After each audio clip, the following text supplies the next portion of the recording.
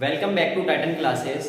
हम देखेंगे क्लास 10 के केमिस्ट्री का पहला चैप्टर जो कि है हमारा केमिकल रिएक्शन एंड इक्वेशन, रासायनिक अभिक्रिया और समीकरण। इस चैप्टर में हमें यह पढ़ना है कि केमिकल रिएक्शंस क्या होती हैं और इक्वेशंस क्या होती हैं, केमिकल रिएक्शन कितने प्रकार की होती हैं और हम केमिकल इक्वेशंस को कैसे बैलेंस करते हैं। तो सबसे पहले हम देखेंगे केमिकल रिएक्शन क्या है। What is chemical reaction?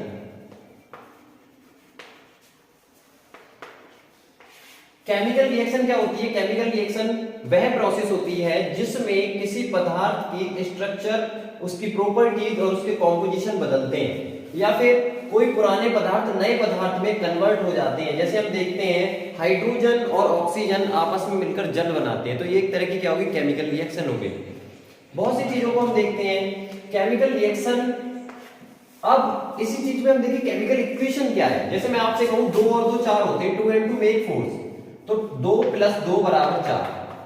ये एक इक्वेशन हो गई। इस चीज को हम कहें 2 और 2 4 होते हैं, ये एक अभिक्रिया है, इसमें कोई नया प्रोडक्ट बन रहा है। या फिर हम देखें कि इसको हम इस मैथमेटिकली फॉर्म में लिखें तो वो हो जाएगी केमिकल इक्वेशन। ठीक है, अब हम इसकी डेफिनेशन को क्लियर कर लेते हैं कि इसकी डेफिनेशन क्या है। वह प्रोसेस जिसमें सब्सटेंस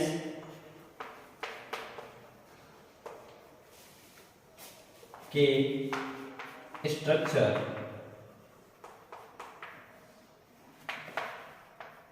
प्रॉपर्टीज व कॉम्पोजिशन में चेंज होता है, केमिकल रिएक्शन कहलाती है। केमिकल रिएक्शन कहलाती है।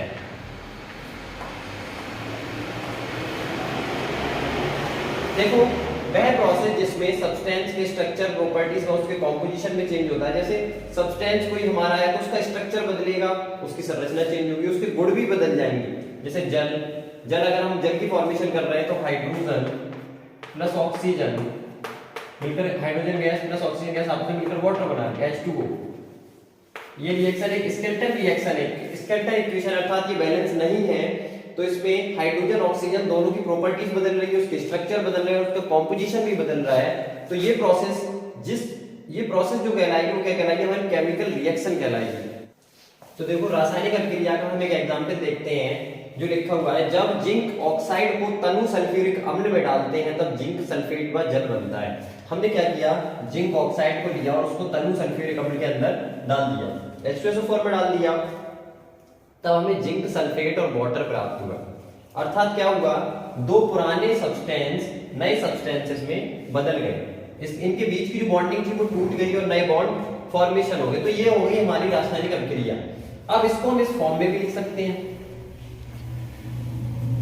Zinc oxide ZnO, sulphuric acid H2SO4, zinc sulphate Zn + SO4, ZnSO4 और वाटर। तो ये केमिकल इक्वेशन हो गई। केमिकल इक्वेशन क्या होती है? किसी भी रासायनिक अभिक्रिया में भाग लेने वाले पदार्थों को उनके प्रतीकों के द्वारा जब लिखा जाता है तब वो किसको एक्सप्रेस करता है? वो एक्सप्रेस करता है केमिकल इक्वेशन के लिए। ठीक है, थैंक यू।